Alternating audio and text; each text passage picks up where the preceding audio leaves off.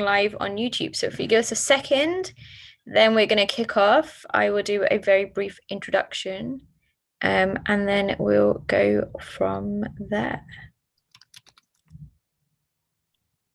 Wonderful.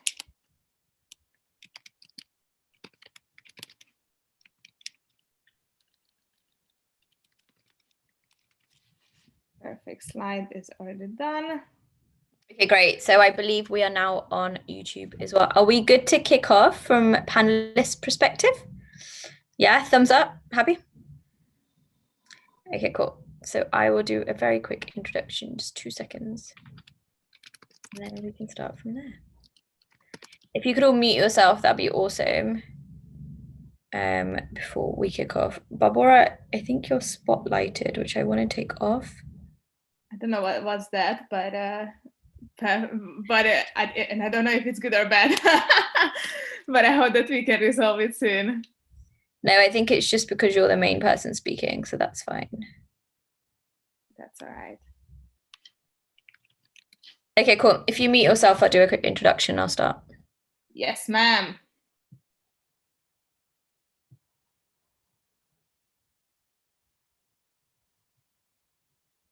Awesome. So hi, everyone. Thank you so much for showing up and investing your time in our last workshop of the Money Matter series. For those who I haven't met, my name is Sonia Barlow and I'm the founder of the LMF Network. Fundamentally, our core mission is to enable, empower, and educate marginalized communities and women into tech, business, and entrepreneurship. Given the uncertainty of the pandemic, the situation of job redundancies, and the financial strains that many of us are going through, Barbara, who I'll allow to introduce herself just in a second, thought it would be a great idea for us to launch a Money Matter series. So we've had an 8-week series so far, covering all topics from money mindset to savings, budgeting, investing, and now we're ending with personal credit. Alongside that, we invite you to ask questions to get involved. This is streamed both on LinkedIn Live, on YouTube, and is going to be available as a recording.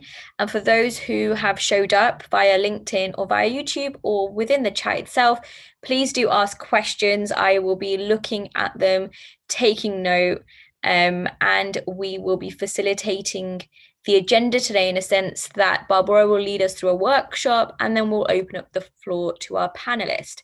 Alongside that, our panelists are more than welcome to answer any questions within the chat function themselves, and we'll actively share their social handles and media so you can connect with them. I won't do people justice if I was to introduce them myself. So what I'm going to do is invite Barbara to take over, lead us through the workshop, invite the panelist, and then we'll kick off with the Q&A.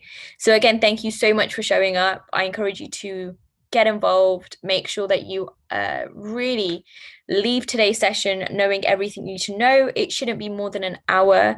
And most importantly, this is your time to really invest in the future of financial literacy, your financial education, and what you can do with your money.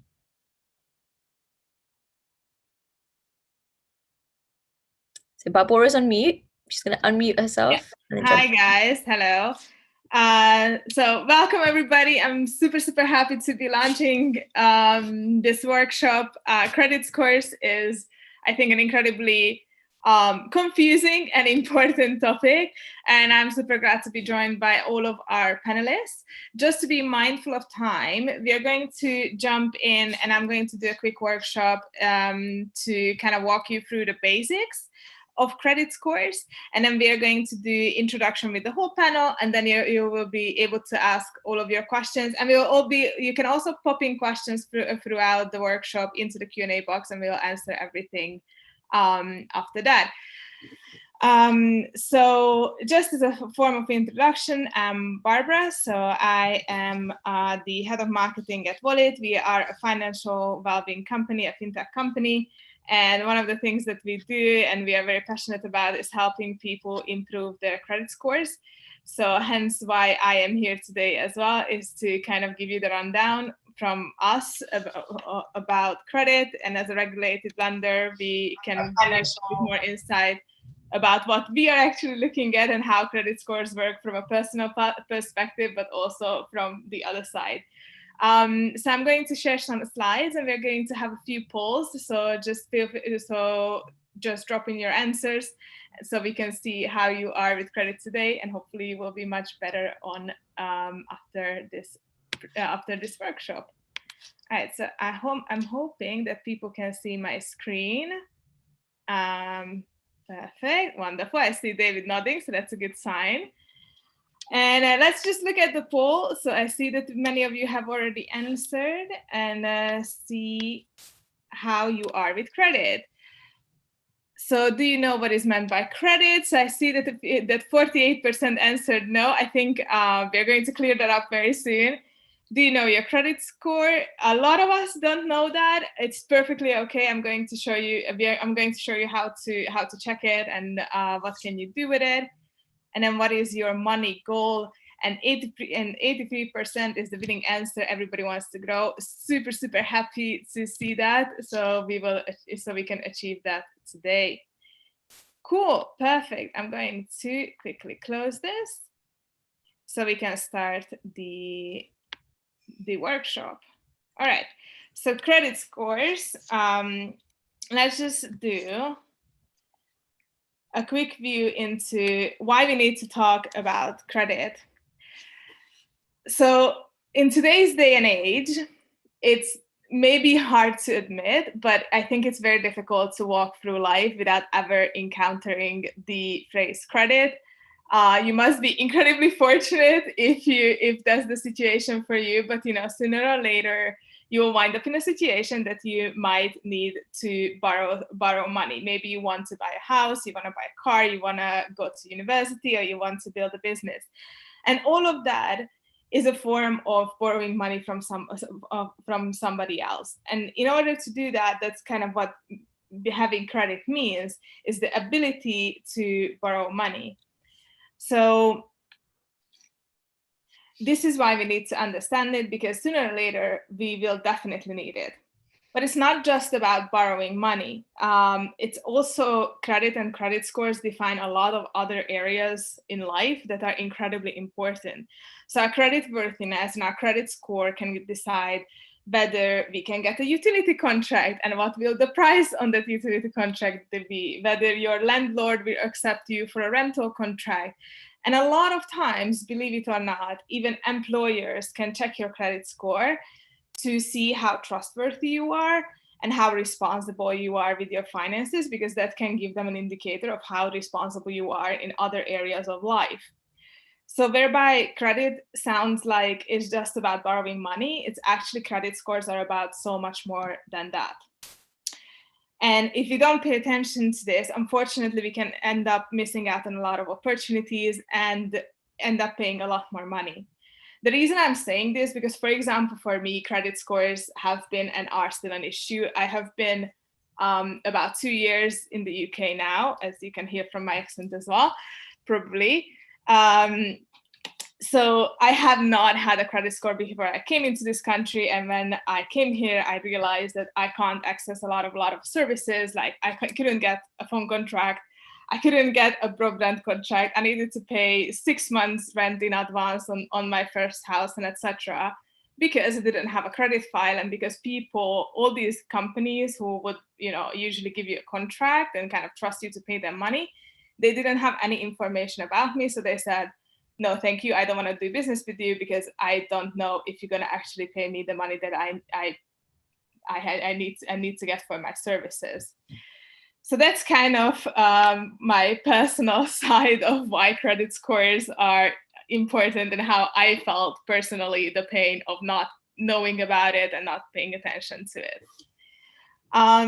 So let's dive in, and I really hope that nobody else will wind up in that situation, and you will know much more than I did when I started the journey of my credit score. So what is the problem with credit? Credit is risky. Credit is risky for companies because they don't know if you're going to pay money back. And basically, let's say 100 years ago, you were living in a smaller town, your neighbor was the banker, you walked up to him and says, hey, I don't know, Mr. Bank, please give me £100 because I want to build myself a house. And he would be like, oh, well, you're my neighbor and I trust you and you seem like a trustworthy fellow. So here you go, I give you £100 because I trust you. So now, obviously, we have a much more complicated world. There's a lot of banks, there's a lot of people, there's a lot of other companies. So banks don't really know how to trust you, and other companies also don't know how to trust you. And this is how this kind of credit score and credit comes into play. So it helps companies decide whether you can be trusted with money and services. So that's kind of my short rundown on why these credit scores exist and why is this necessary to have in this day and age. And the risk of credit as well is kind of twofold. So for lenders, it's also tricky because they don't know if you're going to pay the money back. But it's also risky for you because usually borrowing a lot of credit can easily lead you into debt. So it's a tricky area to navigate. So what are credit scores? Credit scores are kind of an objective approach, and I'd put it in parentheses because there's a lot of criticism around whether credit scores are really objective towards people, but it's trying to be an objective approach to decide if someone can be trusted to pay money back, right? It aims to help creditors decide how likely you would be to repay the money you want to borrow from them. If you have a good credit score, it means that you are very likely to repay the money or pay for the services that they provide. If you have a bad credit score, it can mean that you are less likely to pay back money or pay for the services. That's kind of the short rundown. Who makes these credit scores? In the UK, there are three main credit bureaus or credit reference agencies who make credit scores. There's Experian, TransUnion, and Equifax. They are the ones who basically collect a bunch of data about you.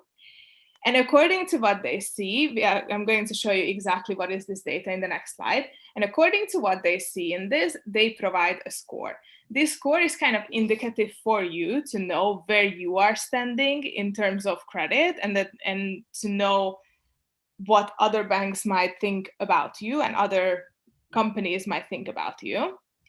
The tricky part about these three companies is that they work a little bit differently. So they have different scales of how they evaluate your score. So for example, you can see already on the slides that Experian has a credit score from 0 to 999, but TransUnion is until 710, and Equifax is under 700. And there are also different kind of ratings. So having a score of 400 means a completely different thing in Equifax and means a completely different thing at TransUnion, although their scale is up to 700. So a good credit score can mean a different thing with all of these agencies. And it's not just this rating system and scale that is different with each of these companies, but also the information that they have about you. So let's talk about that.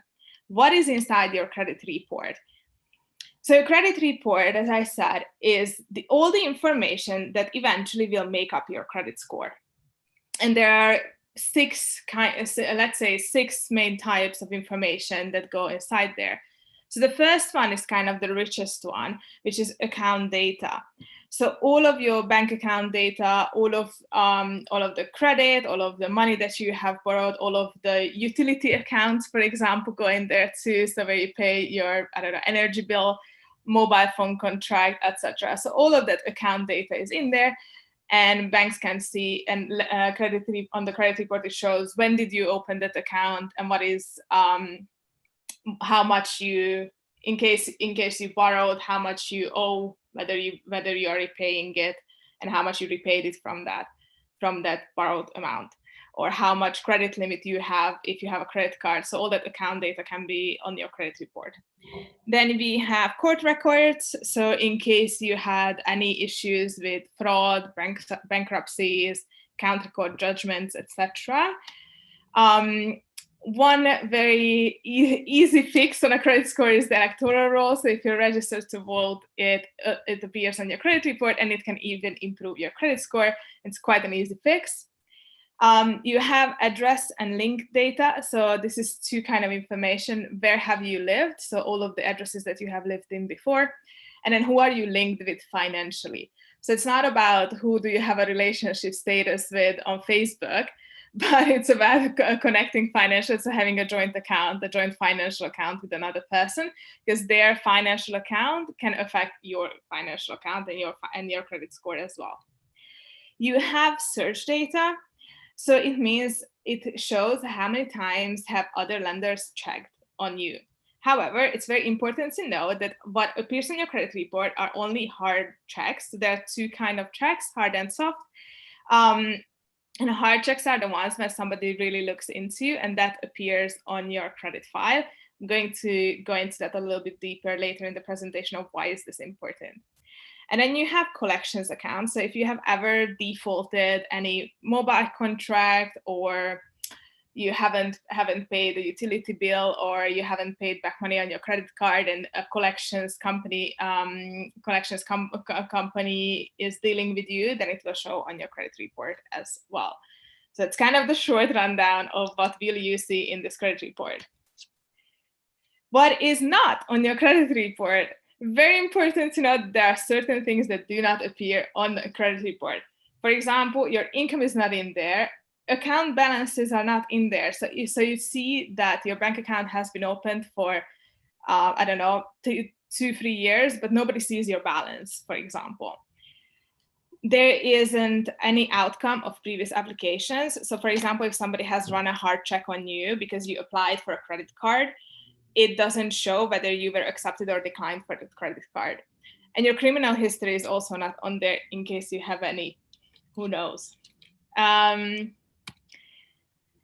Are all credit reports the same? So if we have all these 6 types of data that all the credit agencies collect, that one would think that the reports are very much the same. However, it's not really true, simply because not all of the companies that you are associated with, or you are doing business with, or having services from, reports to a credit agency or reports to all credit agencies. So it can mean that, for example, you have a service like Credit Ladder that reports your rent payments. We are going to talk about that as well. More reports your rent payments to better your credit score, but that only appears on Equifax and Experian, and it doesn't appear on TransUnion. So that's why your credit reports from different credit agencies can be different, because they have some different sources of information, and also sometimes they have recorded different information from one another. So it's important to check that all across the board you have correct information and all of that. Can I check my credit score and credit report? Of course you can. You can even do it for free, and that you should definitely do that. So I see that a lot of you haven't really checked your credit score yet. So I definitely recommend checking that score. You can screenshot this slide, but we will even send this to you after our workshop. And these are 4 sites that kind of cover all of the agencies. So Money Saving Expert is checking your Experian credit score for free. Clear Score is for Equifax, and then Credit Karma and Totally Money for TransUnion. So with these free services, you will cover all of the credit bureaus. While you're there, check for errors on your credit report. As I mentioned, not all the credit bureaus have the same information, and not the same quality and quantity of information that they have. So it's important to check that everything is correct. And if it's not, then you need to report that. This has happened to me. So there was a defaulted utility account for the previous person who lived in my apartment, and it has been added to my credit report, and it has been showing that I didn't pay my utility bills. So I went and reported it to the credit agency and said, oh, that's not me. I haven't lived there at that time. They removed it. My credit score improved. So that's why you need to check it. And the $1 million question, what do people really see when you apply for credit?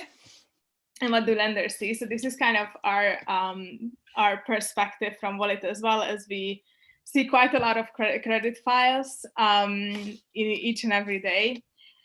So first is to know a lot of lenders don't necessarily see your credit score, and they don't necessarily rely on your credit score to make judgments. So it's not like a straight line that, oh, I have a credit score of X, then I can get all of these services, or I can't get any of these services. So they usually look at data within that credit report. Like they look at how many accounts you had, do you have an account record judgment, do you regularly repay whatever you own, and things like that. So, we're not necessarily looking at just your score, but kind of an overall picture of how you handle credit and how you handle money. So that's kind of what we see.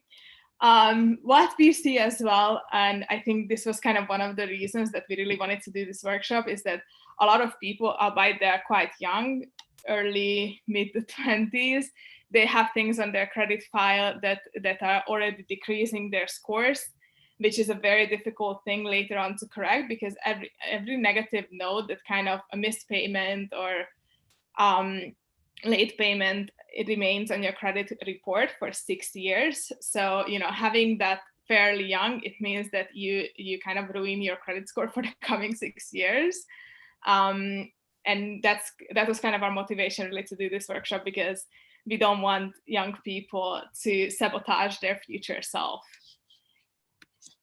Can you increase your credit score? Absolutely, you can.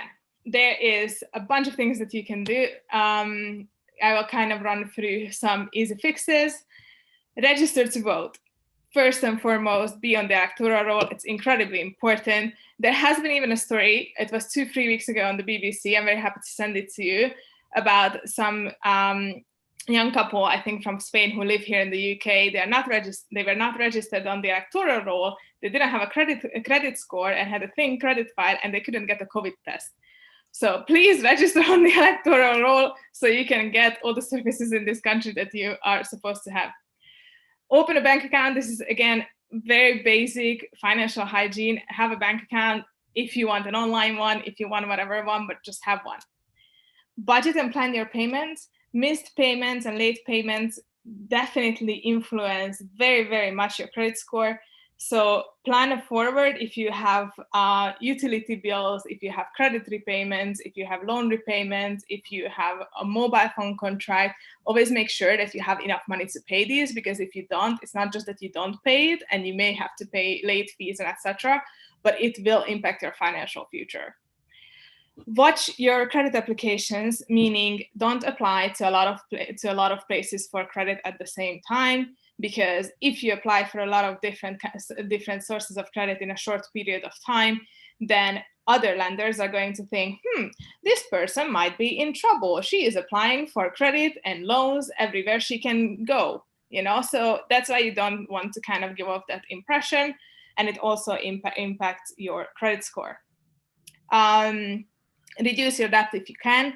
So make sure that whatever you have outstanding, obviously, within reason, if you have a mortgage payment, if you have a larger sum of student loan, it might not be something that you can pay off instantly. However, credit card debt or whatever kind of loan you have, just make sure that you're regularly repaying and trying to reduce it in a pace that is healthy for you.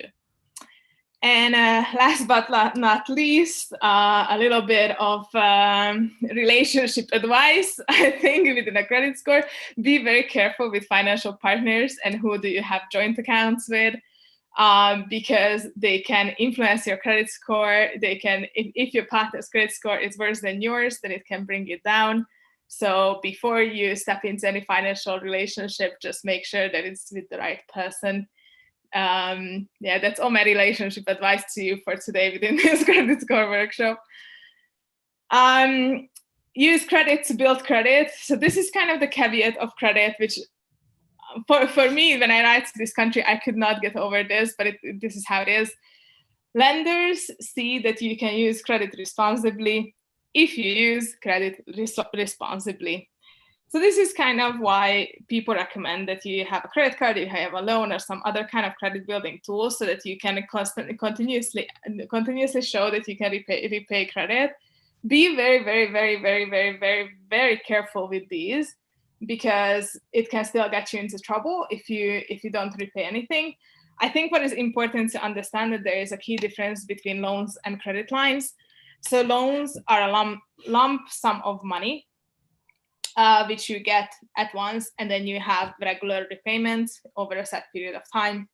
A credit line is a revolving credit. It's like a credit card that each and every month you have X amount that you can spend from, and then you can repay it instantly, but you can also repay it later with interest.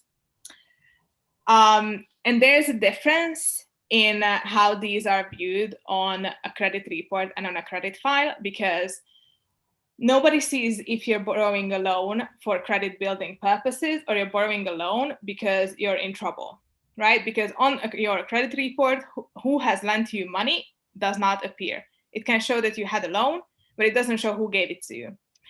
So in this sense, lenders can think that because you have taken a loan, you were in financial trouble. However, a credit line means that there is a company who trusts you that much that they give you access to credit to up to a certain amount each and every month. So it kind of shows higher financial responsibility, and that's why credit lines like our credit building cards are often a recommended way of building credit. But yet again, super, super, super careful with all of these tools. You don't want to get into debt, so you need to use it very smartly. And then there are a couple of like modern credit building tools. If we step forward from just loans and credit cards, or just simple loans and credit cards, let's put it this way, because these are like kind of the modern versions of this. So one of them is Logbox. Logbox helps you save money and build a credit score. So basically, they kind of issue a loan for you when you sign up, and then you put there how much money you want to pay every month, and they save this up for you, and they report it like a repayment for a loan each month. It's not a bad thing. However, remember that this is a loan, and other lenders don't see why you have borrowed money, and they don't see that you have borrowed money solely to build your credit score. So it's good. It's very good, but there's a caveat. Credit ladder is a very safe way. It basically taps into your bank account and reports your rent payments back to 2 credit agencies out of the 3. So every month that you pay your rent, basically the credit agency will put their note like, this month they have paid their rent on time and in full. Yay, fantastic. And then with Wallet, we also build credit. So we have a revolving credit line with income smoothing. So each and every month you have available X amount of money that you can borrow if your income drops below a certain level. And we also report back to 1 credit agency at the moment. Next year we will report back hopefully to more. So this way, each and every month with your membership payment only, you can build your credit score. That's it. That was all my plug for today. Last but not least, be careful. Be very, very careful around credit. Avoid debt. Only borrow as much as you can repay. Don't go crazy, because if you have a £1,000 limit on your credit card, that doesn't mean you need to borrow £1,000 each month. It means that you can help yourself out when you need to, or you can pay off a certain amount, or you can just pay with your credit card and then pay it off fully every month. So don't really, really, really be careful with these tools so that you don't get yourself into debt. Don't expect overnight results. Nothing brings you overnight results with credit building. Credit agencies are not that fast to be updating your data. Usually even something that's registering on the electoral roll takes 2-3 weeks at least to update, if not a month, on your credit file. So don't expect to happen anything overnight. If anybody tells you that they had overnight success, that's crazy. In short, do your research before you sign up for any credit. don't go with anything shady. These are serious things and can seriously impact your financial future. So don't skimp on the research when trying to build credit or taking out loans or credit or whatever you choose to do. Don't use too much credit, as it can hurt your score. So this is a small caveat in case you're building credit with a credit card or so. So you need to watch out how much is your credit utilization rate and how much you borrow. If you borrow too much money at the same time, or if you use too much credit at the same time, it can possibly hurt your score. So just be careful with that, and just be consistent with repayment and be very, very, very careful. I think that was it from me. Thank you so much. It has been a very fast rundown of everything, but we are, of course, waiting for your questions in the Q&A box. If anything wasn't clear, I'm super happy to explain it. Cool. Thank you so much for delivering that awesome content. I know for a fact that everyone watching is super educated, as am I. So I would like to invite our panelists back on into the conversation. And what I'll do is I'll introduce you, but most importantly, I will let you introduce yourself. So we want to know everything about you that there is to know. And most importantly, I want to know, as I'm sure most people do, what got you into this finance journey? Like, where does one think I want to go and educate others on finance and lead that discussion? So, Angela, if you would like to start, that'd be great. And then we'll go to Nafisa and then to David. Okay, hi, I'm Angela Clements. My background has always been in lending and credit. I don't know what made me ever start that. That's just what I've always done. And I set up Fair For You, which was an affordable credit provider. It was a challenge to high cost credit. It was about 7 years ago. Lending to people who have had financial difficulties and have had problems with their credit score has really been my recent career. So that's just a little bit about me. Is that okay for now? Yeah, perfect. Thank you so much. Nafisa, yourself? Yeah, hi everyone. I'm Nafisa. I would say that my interest in personal finance really came kind of after I graduated from uni. It took me many years to kind of recognize how important it was. I think there was this one moment where I was kind of out with my female coworkers, and we were talking about how we haven't even invested or like done a lot of things that we heard our male peers doing, and just in general clueless and felt overwhelmed by the financial systems. And so I got into doing this as a way to educate myself. And then once I learned more and more, I was like, I feel it's really important to educate others. And that's what took me on this journey. Perfect. Thank you so much. And David, yourself? Yeah, hi. So I'm David Partner. Run the personal finance coach on Instagram and on my website. What brought me to this? It would have to be I've had a natural interest in money just for as long as I can remember, and I've always been interested in switching bank accounts, investing, and so I decided last year, about a year ago now, to sort of take that knowledge and spread it as see if anyone else was interested, and thankfully they were. And there's a whole community of us now that are doing similar and likewise, and hopefully, letting people know the do's and don'ts of personal finance. Yeah, amazing.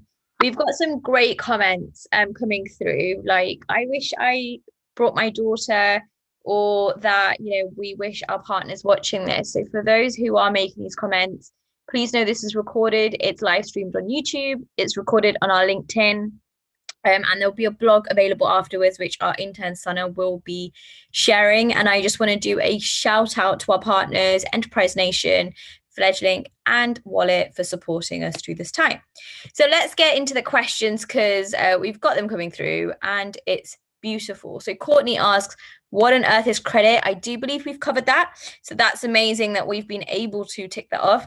How do I get a good credit score? I think Barbara shared that very well. But again, I'll invite the speakers to answer that as well. But the question I really want to go into, which I have interest for as well, is does my student loan affect my credit score? So I'd like to invite David to answer first, and then Nafisa, and then Angela. We'll do it in that way just so it's slightly more structured, and then we will go to the next question. Yeah, of course. So the short answer is no. Your student loans, the Plan 1, Plan 2 loans, whichever one you have, isn't on your credit score. Doesn't affect your credit score. The only thing to consider with the student loan is, and people always ask, does it affect mortgage applications, or does it affect me getting other credit?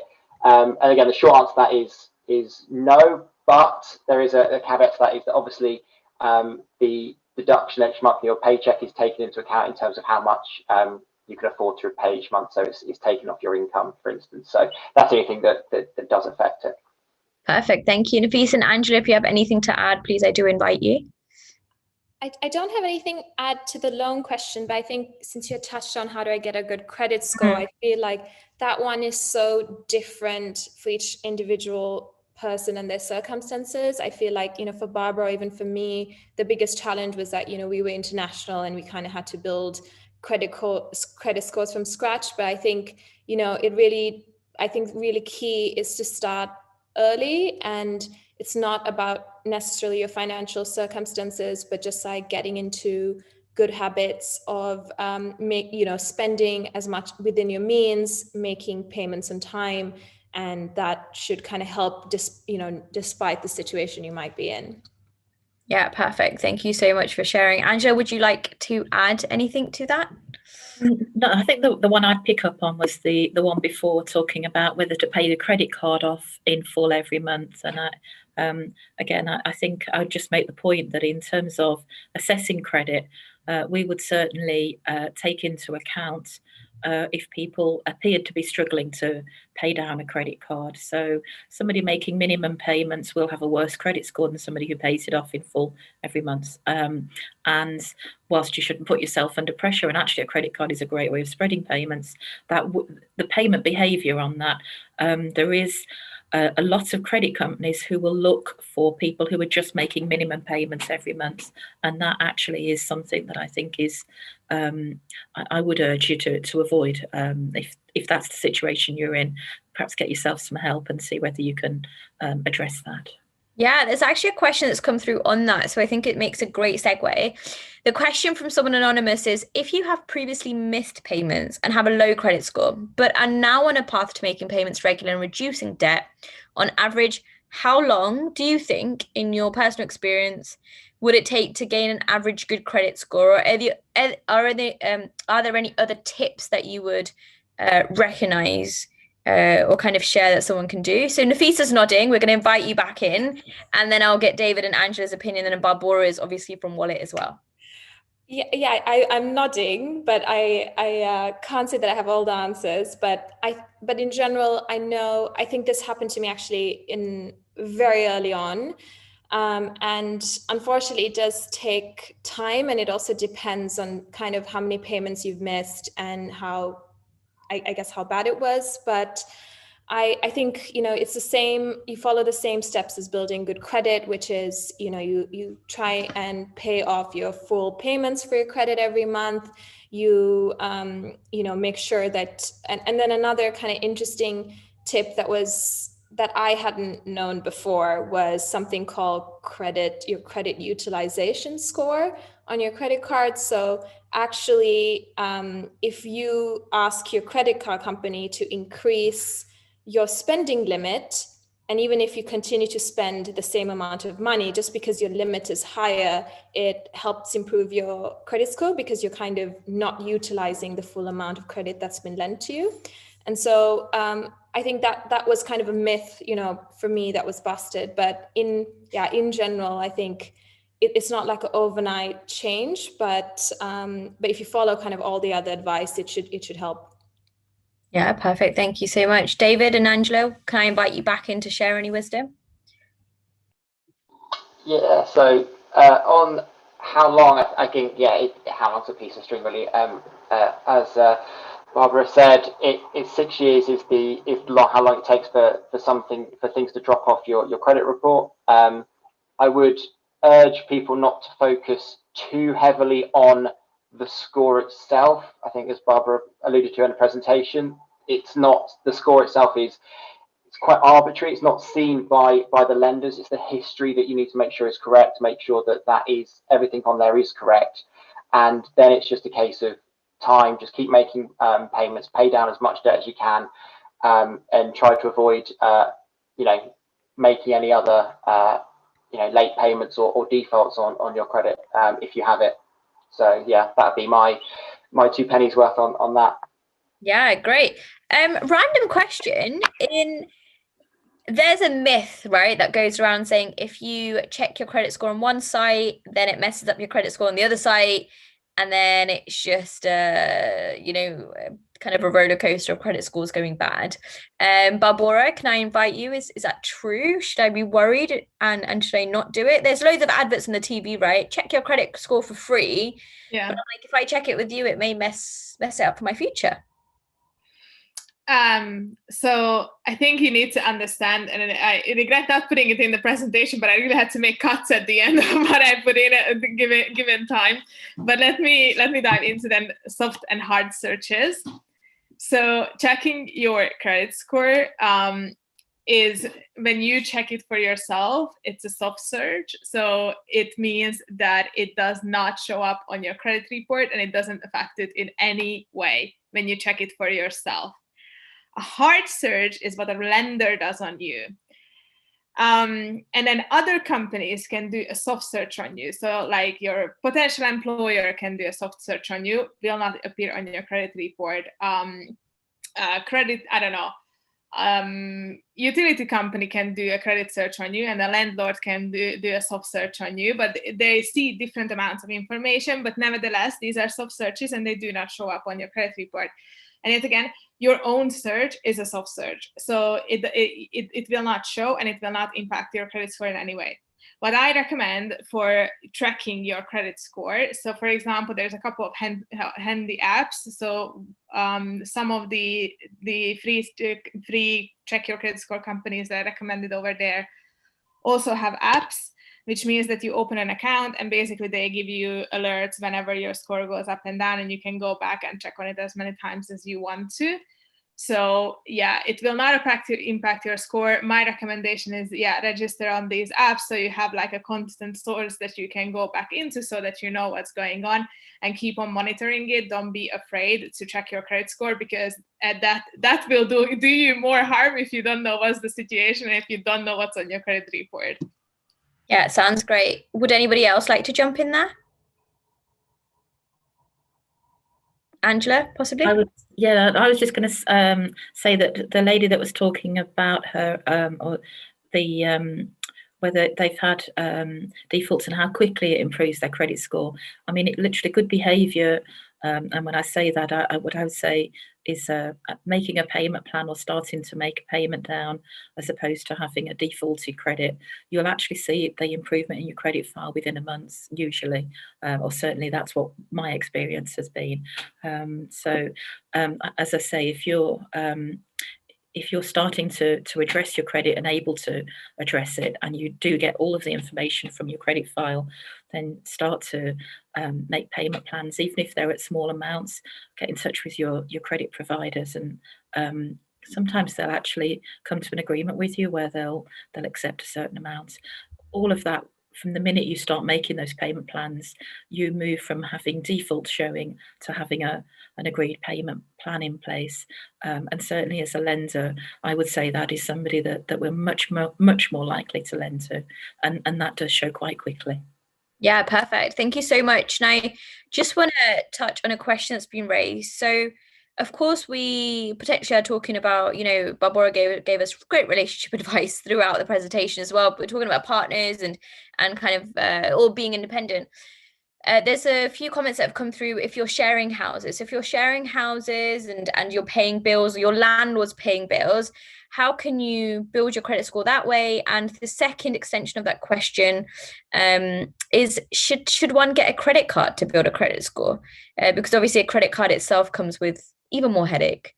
So David, can I invite you on to share your opinion?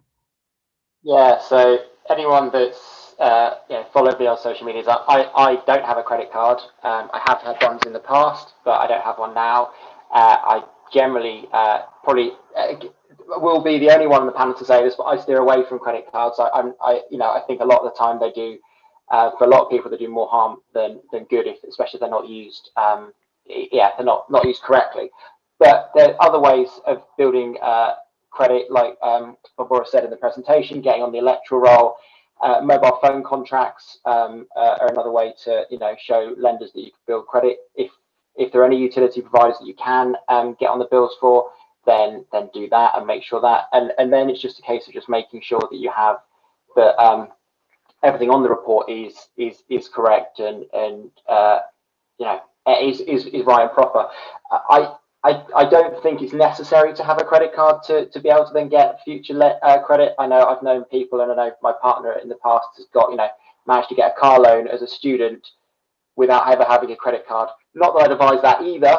I certainly wouldn't advise that, but it is possible still to get these things. And if you do find that you get to a stage where you are buying a house and you perhaps your credit score isn't where you want it to be, or you have problems, then I'd just go speak to a mortgage broker, and there's specialist mortgage brokers as well that can help as well, and they often know the tricks of the trade better than anyone else on that. Yeah, thank you. And just on that note, you mentioned on social you have a lot of these discussions. Can you remind us what your handle is on Instagram, right? So my handle on Instagram is at the PF Coach, or you can just type in the personal finance coach, and I'm sure I'll pop up. But yeah, it's at the PF Coach on Instagram. Perfect, thank you. And we will share all of that around as we've done beforehand afterwards, but just so that anybody who's watching right now can definitely redirect their energy onto your socials. Nafisa, again, do you have anything to add? And equally, please do share your social handles just kind of midway through, so that those who may have to jump off can connect with you online. Yeah, sure. If you guys want to follow, I would recommend following at Quirk Money. That's kind of where we're posting all our financial tips, and we're covering kind of all the fun topics and trying to make it a little bit more relatable. I think for me, I just have a different perspective, because when it comes to getting a credit card, because I think I lived in the US before I moved to the UK, and for me, because I think it's a little bit when you're international somewhere and you don't have like family, or you don't have a guarantor, credit card seems like the only option to build your credit when you don't even have a previous address that you've stayed at. And so I think it's something that as long as you don't fall trap to a lot of the bad UX that banks provide. I mean, I had a credit card for years and I made minimum payments because that was the first option surfaced to me, not because I couldn't pay the full payment. And I think just the awareness of realizing that, traditional banks don't make it easy to really understand that you're actually paying interest on your minimum payments and things like that is very, very helpful to know. And you have to research it and kind of educate yourself. And if you're able to do that, then I think you can you can avoid some of the traps that credit cards can create. Yeah, great. Thank you for the advice. Angela, yourself? Sorry, do you want me to answer the same question? Are you or wanting to move on to a different one? Sorry. Yes, sorry. So we were also talking about kind of how can people connect with you online and on media, so that at least you can drive that traffic. And if you have anything to add on that kind of conversation about credit cards and building up credit, and if not, we can definitely move on. In terms of credit cards, I think it is a sad state, but I think Barbara is absolutely right. If you haven't had credit, it becomes very difficult to get credit. It isn't right, but it is the way of it. Open banking may start to change that, but at the moment, people that are in the credit industry will look at your credit file. I'm not on Instagram. I don't do that. Sorry. So there you go. That's cool. No, it's fine. I mean, we've tagged in all the LinkedIn posts, so you're definitely there, and people can connect with you there. I guess, Barbara, what I'd like to ask you is, you have transitioned from, kind of doing marketing for various other firms and hospitality, now doing it for finance. And now obviously you've kind of, moved from a country which is not originally England, or kind of lived outside of the UK and come to live here and been here for the last 2 years. What are some of the learnings that you have picked up whilst being at Wallet, and equally whilst being in this industry that you have now implemented, and you're like, right, that's really important, and that's what you'd advise other people to do? So just as a background to everybody here, so I'm originally from Slovakia, but I used to live in Italy, and then previously in the Netherlands, and then previously in Hungary, and then in Spain. So anyway, I've been to places. I think one of the things that most surprised me arriving in the UK and seeing all of these countries before was that in the UK, people have like a very liberal attitude towards credit. Like, people are advertising credit cards and loans left and right, and you can do buy now, pay later on any website. And for me, that was crazy. Like, all of the other countries, and even the country where I come from, usually the attitude towards credit was, dear God, I hope I don't have to use it. Like, if you use credit, unless you buy a house, which is a fantastic thing, or maybe you use it as a student loan for education, but like, you would never think about, oh, I'm gonna go for a holiday and I'm just gonna put it all on my credit card. Like, no, you actually really save up during the year, and if you have saved up enough, then you go for a holiday. Like, there's not putting it on a credit card. And when I arrived in the UK, like, for me, this was crazy. Like, generally people's very open attitude to credit. So yeah, I think that was one of the things. The other one is, especially transitioning between industries. So I have learned a lot about money in a very short period of time, so to say, because I haven't been always in this industry. And kind of comparing the two, it just always surprises me how much what is basic financial health and knowledge of basic financial things that we in the industry know, or we in the industry maybe talk about a little bit more, is really not obvious to anybody else if you go to a different environment. So I used to work, for example, in hospitality, and I never talked about anything money about anyone. Like, I don't think anybody knew anything about this, and I certainly didn't know anything about it, and I kind of regret it that I didn't start paying attention to my finances much earlier in my life, because it could have benefited me a lot in the long term. But yeah, it's just, like, I always find it that we go to school and spend in education X many years, I think most of us, and we come out and like, I know that the mitochondria is the powerhouse of the cell, but I have no idea what is an APR. Like, that's just ridiculous for me. Yeah, so that's kind of my point of view. I don't know if I offended anybody. I hope not. Please don't be mad at me. It's not personal. It's just kind of my experience. And your experience is extremely important. And so please, I invite the other panelists to educate us as well.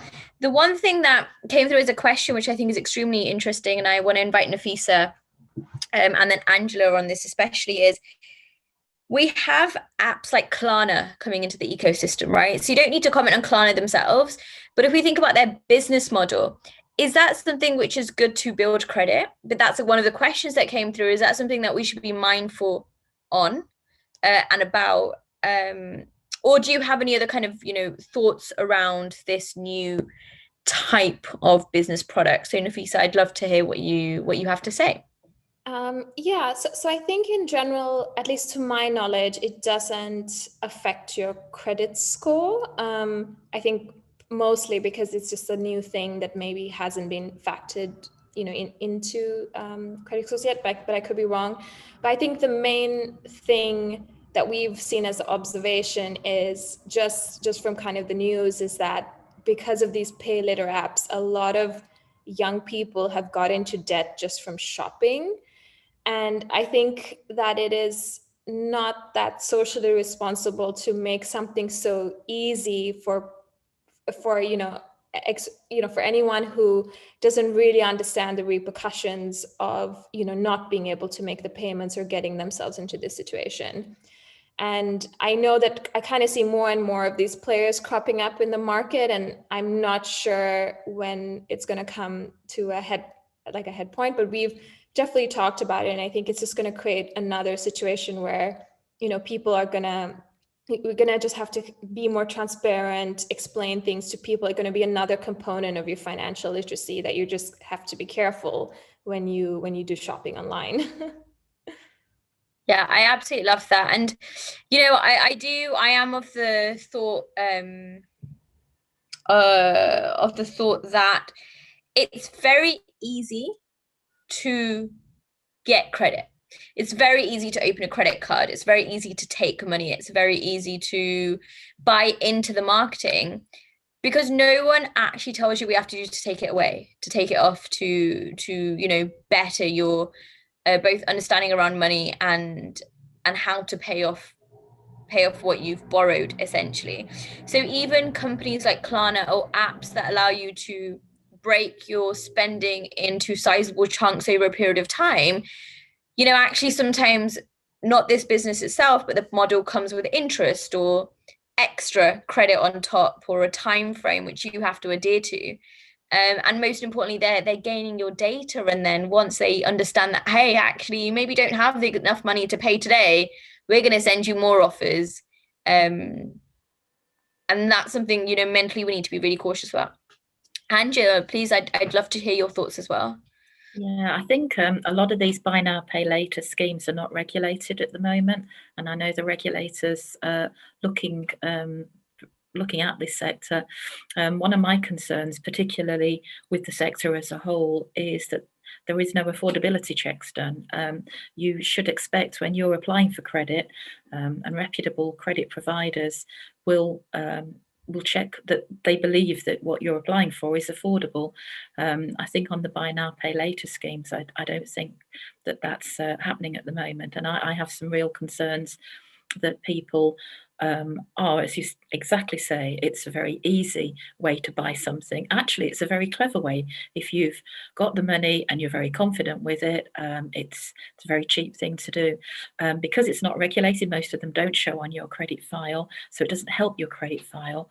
What will show is if you don't pay it, that the arrears and the default, that they'll. My understanding is that's why the regulators are so concerned, is that actually, that's actually doing a lot of damage to a lot of young adults and their credit files by allowing people to very accidentally take on much more credit than realistically they could afford to pay in, let's say, 28 days' time or whenever the payment is due. Yeah, thank you. And just on that point, I would definitely recommend everyone to just make sure that anything they are taking out financially is regulated by the Financial Conduct Authority, or kind of similar statutories that do exist. It says it clearly on the bottom of someone's website, their social handles, or in their FAQs.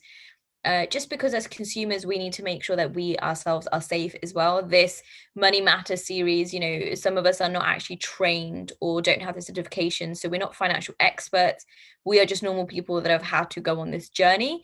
And so one of the reasons why we have delivered this series is so that we can share our learnings with you from those who do deal with it every single day. But most importantly, give you guidance as to what is the best thing to do for your current or particular circumstance. And of course, if that hasn't been covered, then we have our amazing panel that are happy to pick that up afterwards. And if you want to, use their services going forward, that's what they're here for.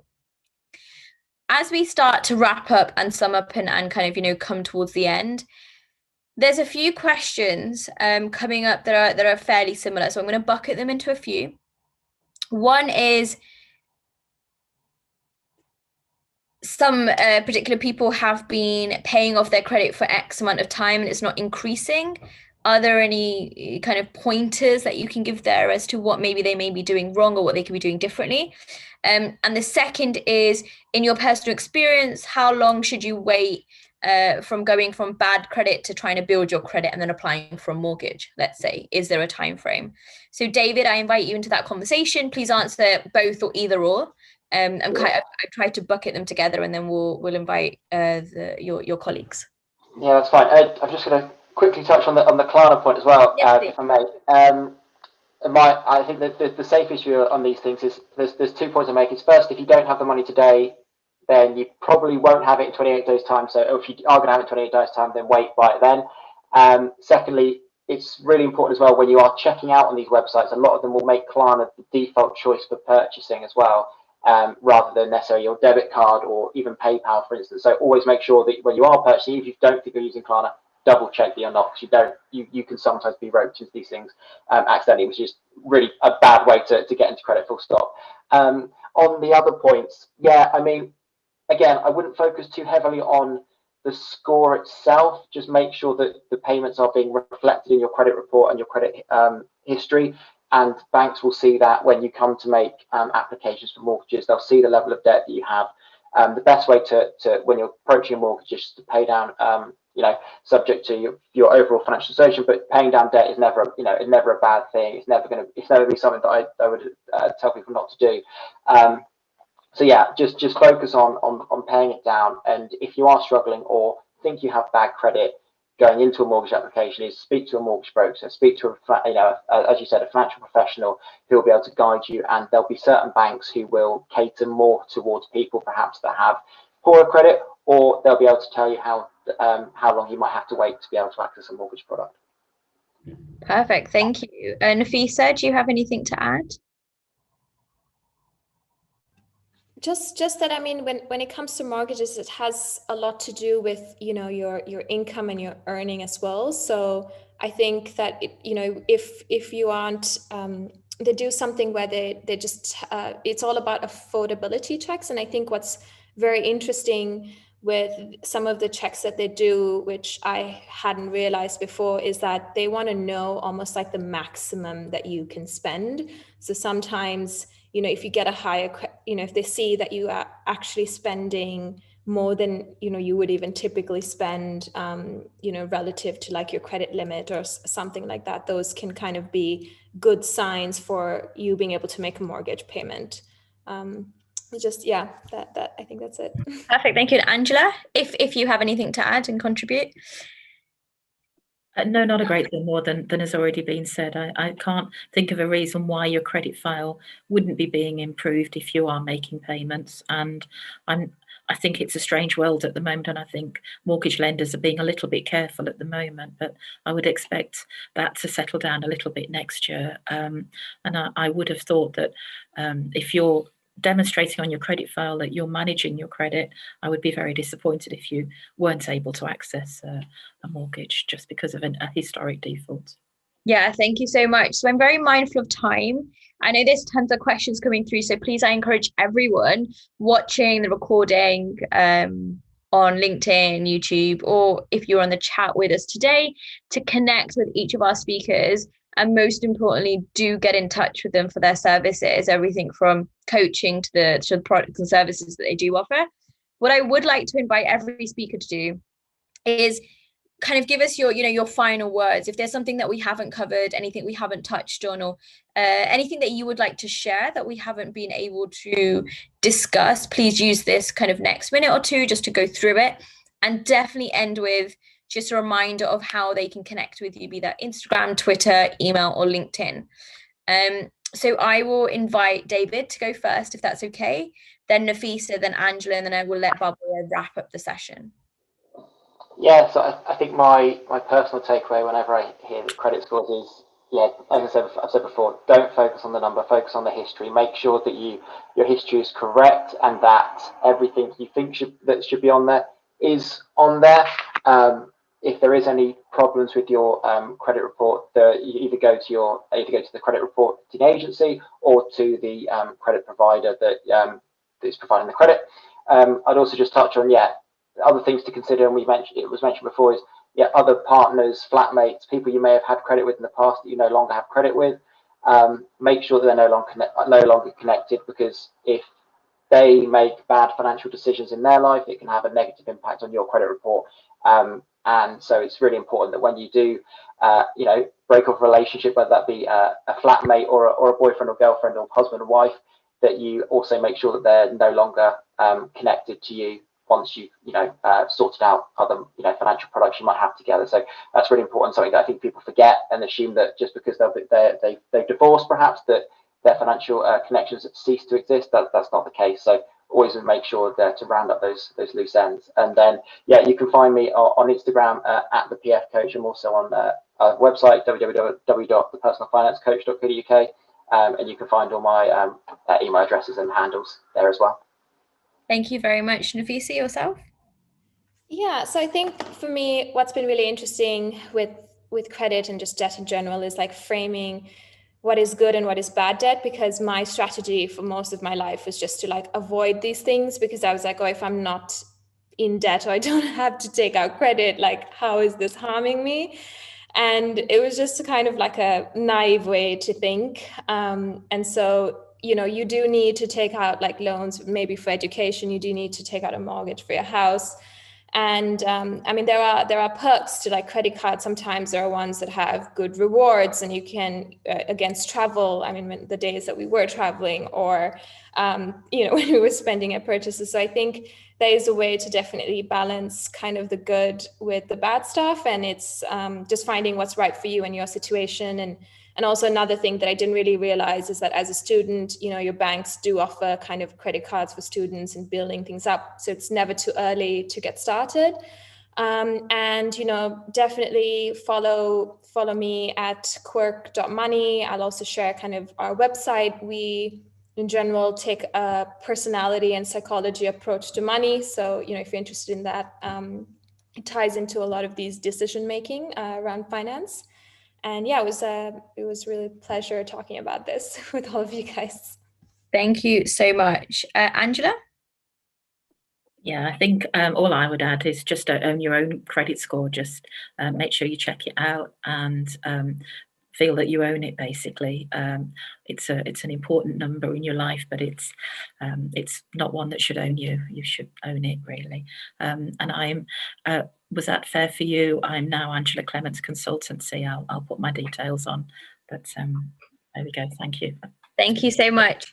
And Barbara, if I can invite you to wrap up and to share your words of wisdom and kind of, again, I'd just like to thank our partners and most importantly, Wallet, who have supported us throughout this whole series, helped us with the work guides that you will be receiving, given us the time and very much enabled Barbara to support us to lead this program. First of all, thank you very much for coming and letting me talk about one of my favorite topics nowadays. I think I have kind of two final remarks. One is when it comes to your credit score, credit history, and generally money, just be smart about it and educate yourself. It's a huge investment in your future if you learn about these things now. So go back and watch the recordings of the Money Matters sessions. At Wallet, we also have a huge blog which has a lot of articles about credit scores and the different caveats of credit scores. So you can check out our blog and learn hopefully much more, even more than today. And then the other thing that I would recommend is truly be careful with money. Don't always check whoever you go to business to you choose as a service provider, whether that's a credit card, a credit building company, or whatever that is. Check that they are regulated, check that they are legit. I know that a lot of times nowadays we are so quick to accept terms and conditions, but credit agreements are not terms and conditions. And even then, like, just be super, super careful. And also be careful about your spending. Don't get yourself into that, because it can be difficult to climb out of, and you can seriously affect your financial future. But I'm very, very confident that nobody is bad with money. Nobody will find that this is too difficult for them. I think each and every one of us, there's fantastic influencers out there. There's so much information. So all of us can truly understand money, credit, and set ourselves up for financial success. So just put in a little bit of work, and I hope that you take a lot of confidence, not just knowledge, from this workshop to take charge of your money. Thank you so much. Thank you for joining in. Thank you for listening. Thank you for watching and recording back. My name is Sonia Barlow. This is the Money Matter series that was brought to you by the LMF Network. We are a social enterprise and not-for-profit. And fundamentally, we are delivering programs, upskilling you through life skills workshops, and supporting your progression through a global mentorship scheme, because we want to help every individual be the best person, best version of themselves that they can be. So again, I would like to thank you for your time, like to thank you for what you have shared with us. And we are so glad that 100% of you have said that you now understand the definition of credit. 100% have said that you understand how to build your credit score. And most importantly, that you have joined us on this progressive journey. Thank you again. Have a great end of your day. Have a great start to the weekend, and we will surely see you soon. And thank you to the panelists who have got involved.